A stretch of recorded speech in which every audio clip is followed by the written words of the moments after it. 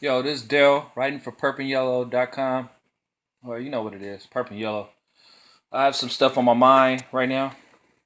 I was sitting here chilling watching the Hateful Eight, but it's Kobe's last game tomorrow. Um, it's crazy. All these years, you kind of just get used to Kobe Bryant being in a Laker uniform, and at the end of October or middle of October when training camp starts, and now it's gonna be gone. Sacrificed a lot of time with his family to dedicate himself to his craft, and that is very admirable. 20 years, man. That's crazy. Couldn't even imagine that.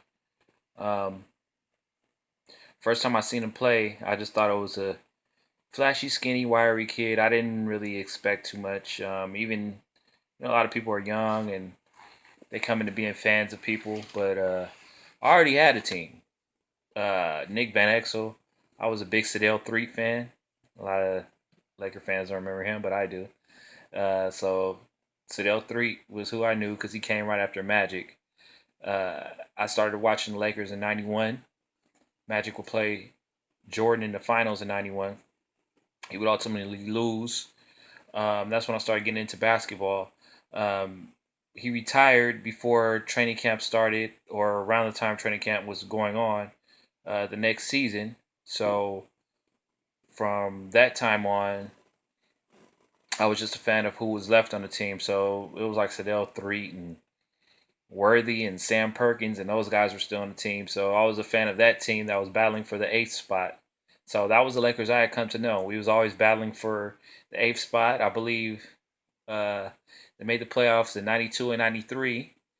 '94 they missed the playoffs altogether, rebuilding. So that's the Lakers I was accustomed to. I wasn't accustomed to the Lakers who we would come to know and love as champions every year, or going to the conference finals. Kind of like the last, I don't know, from 2010 to, I mean, 2000 from 2000 until 2010. That was kind of the standard. We were kind of spoiled. So I was used to kind of a squad like we see now. They weren't as bad, but they, you know, in the major scope of things, they weren't that much better than what we're seeing now. So I'm just giving you a little background on that. So I'm used to that team. So I gave you 92, 93, 94, 95. They had a decent team. We had Van Exel, who was in, he got drafted in 93, so he was around about 3 years. Eddie Jones had just got drafted, I believe, 94. So they had a young nucleus with those two. We had Vlade, Eldon Campbell. I believe we had Sabalos. We had some guys that could play. So anyways, I'm thinking it's still a good team. Jerry West and front office, and I guess people don't really know basketball, so like, nah, still a ways away. So ended up getting Shaq that next year. I thought that was never going to be possible. I was like, how would they get Shaq? There's no way they're going to be. They're going to have to like get rid of the whole team, and who's going to do that? And they got rid of the whole team because that's how valuable a guy like Shaquille O'Neal was. I didn't understand then. Obviously, I know now.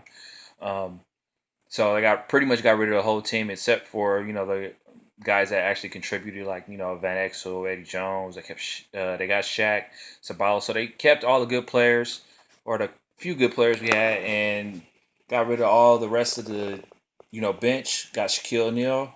Got him some more money. Got him out of Orlando. So we had Shaquille O'Neal, and then they said we got a draft pick via trade. We traded Vlade Divac for Kobe Bryant now.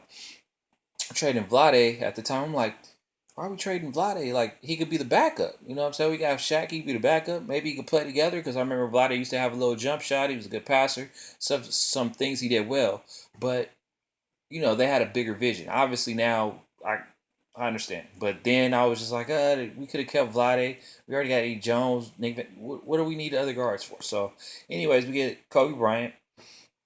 His first year he's on the team. I don't know. I wasn't hooping and hollering over him. Like he when he got in the game, he did some pretty. He showed flashes of brilliance, but obviously he was still young. He was still doing out of control things because he's 17 years old in the NBA. So, you know, it's still like whatever. We got to the Playoffs, I believe that year. Got to the playoffs and got swept by the Jazz. I hope it's that year. If it's not that year, I'm sorry. I believe it's that year because I believe it's a rookie year when he shot the air balls in the playoffs. Now, everybody's like, oh, nobody on the team had the balls to take that shot. Nick Van Exel used to make big time shots for us. All before then, that season, he was a big time shot maker. So I'm like, why isn't he taking those shots? So I never had the same rhetoric that a lot of the other people were having about that. The year I really started warming up to Kobe Bryant, it was the year that he had 9 straight 40-point games. He had 9 straight 40-point games in 2003. He tied Michael Jordan with that retrospect. Um, he was amazing. If I'm not mistaken, that was one of the years that Shaq was, kind of BSing through the regular season, which he tended to do sometimes as a Laker.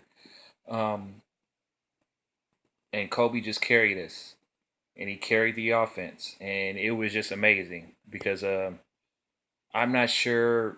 A lot of people that just say he ball hogs, they don't really play basketball. Or if you do play basketball, I don't know what level you're playing on. But if you play competitive basketball at a competitive level, if you're a top scorer, defenses, coaches, game plans are put in just to stop you.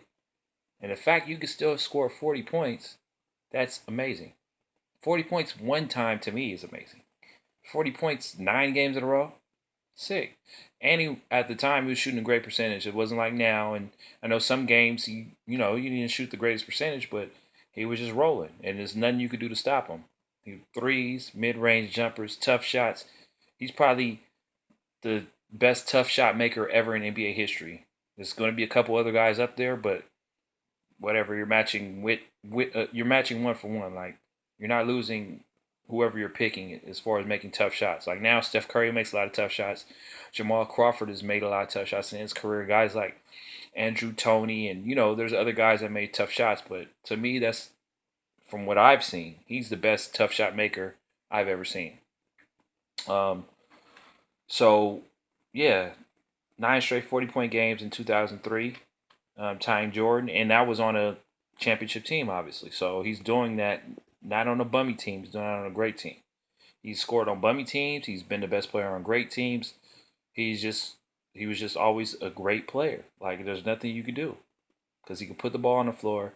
He can shoot off the dribble. He can shoot, catch and shoot, um, fadeaways, post game. He just had the whole package as far as offense. '06 was a special year as well. He had the 81-point game against Toronto in '06. Nobody remembers when we were playing Toronto. We were actually losing that game by 20. I was just laying in my bed watching the game like I usually do. We're down by 20, I believe, at halftime, and he got most of those points in the second half. I believe he had got about 60 points in the second half, if I'm not mistaken. Halftime, he's just rolling. And the thing about Kobe, I didn't even get excited. It's crazy. I heard everybody was texting everybody and tweeting, and well, Twitter wasn't out there, but you know what I'm saying. Everybody was going crazy. When I watched Kobe play, it was like, I don't know, it was just like he just made it look easy to me. Like, even when he made tough shots, but it wasn't like, I don't know. I just expected it. That's how good he was. I expected him to do things like that. Like now, how Steph Curry is playing right now, you just expect him to go off and expect him to make these crazy, ridiculous shots that the average player couldn't make, let alone the average person. So, he led a starting lineup that featured Chris Mims, Smush Parker, and Luke Walton to the playoffs. Matter of fact, he had a team like that. You might want to throw Kwame Brown in there. He had us one game away from, I believe, the conference finals because that was the second round. So he had us one game away from going to the conference finals. And who knows, if we would have won that one game, they probably wouldn't have. They probably wouldn't have been so quick to action to get Kobe better players in here. They might have been like, well, we winning with this team, so kind of keeping it on the budget. But I think the fact that the Lakers lost a couple years early, kind of speed up the process and made Mitch and company act a little faster to get Paul Gasol in here after Shaq left. But anyway, so that in itself, Chris Mims, Smush Parker, and Luke Walton. Luke Walton was definitely out of the rotation. Smush Parker, I think he went to Miami and was he didn't even last the whole year thereafter. Chris Mim had like the worst ankle injury I've ever seen, and he just never came back. Like maybe a year after. So that's just a testament to how great he was. Hung 55 against Michael Jordan, putting his stamp like, hey, I'm that dude right now. Like, you're on your way out the league. Kind of like he's on his way out the league now. I don't know if anybody's torched him like that, though. I don't know if anybody's hung 50 or 60 on him and told him to, peace out. So, um, many look at him as being a scorer, but he was an all around player. It's just his scoring was so great that that's what people focused on. But as a shooting guard, he was he did everything. He was a good defender when he was engaged. A lot of people have issues with his defense because he's made first team all defense a whole bunch of times or the all defensive team a whole bunch of times.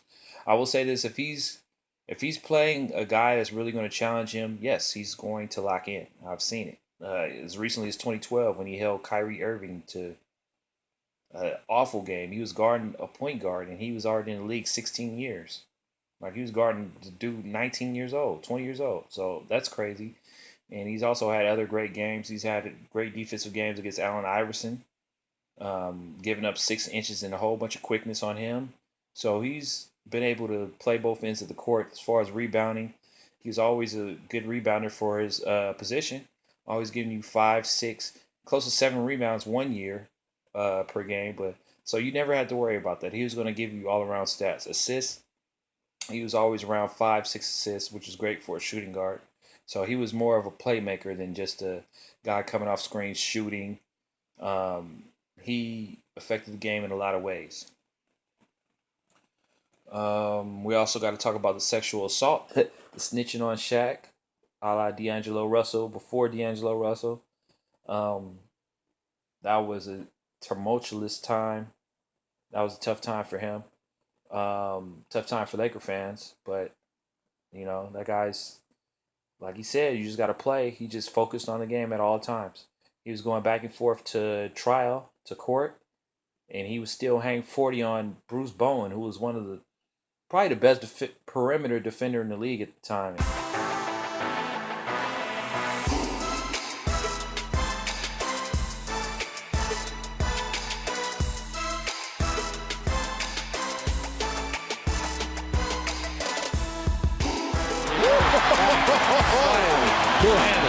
In the Garden by, I don't know, 30, 40 points. First championship run. Then the next year we would play Orlando and beat them, and then we would have the rematch with Boston in the Game 7, and that was classic right there. And you know, ended up coming out on top. And that was really nice to see. Um, 2012 season, he was amazing that year. That was when we put together the Lakers Reloaded, the fake dream team, whatever you want to call it. We had Dwight and Steve Nash and Kobe and Artest and Gasol, and we were supposed to be all world, and all world crashed for all kind of reasons. But that guy wasn't the reason. That guy, I remember we were like 10 games out of the playoffs, with a couple months to play, and we ended up getting in. Um, it's like so many things, and he was awesome that year. I remember he had a lot of bounce to his step, and he still had a whole bunch of game. He was really awesome that season. So I still remember that 2012 season, capped off at the end when he had to hit the 2 free throws after he tore his Achilles. That was another remarkable moment. Who tears their Achilles, steps to the free throw line, hits the 2 free throws, and walks off? People miss games with uh, a bruised hand or bruised rib, whatever. He tears his Achilles and still tries to play. That's crazy. It's amazing. Um, what else do I got here? Oh, I mean, aside from the few games, he's had a few games this year too. I think the other day he had 35. We lost by 30, obviously, but he's still proven that if he could like get his body to cooperate, he would still be killing right now. And he's in the league 20 years. That's crazy. Only what Kareem could say that. Jordan. Jordan had some games too when he was old too. So I mean, basketball. If you're good, you can kind of play angles and you can kind of outthink people. Um, but still, you're good. It's going to just your body because you still have to run up and down the court, and that takes a toll on your body and your endurance and everything else. But Kobe Bryant was an amazing player, my favorite player of all time. Um, there will never be another Kobe Bryant, so I will miss him. I'm happy he's retiring now, though. Glad he's moving on. Glad the Lakers are moving on. Um, wish him nothing but the best. Great things going forward. I hope he finds something to keep his competitive juices going and is able to still be great in the community. Great for the Lakers, hopefully, as an ambassador, and great for the NBA. So, Kobe Bryant, thank you very much for your time with the Lakers, giving everything you had. And you were truly an inspiration to a lot of positive people in this world. So, I really appreciate that. Um, other than that, that's it. Still for Purp and Yellow. Peace.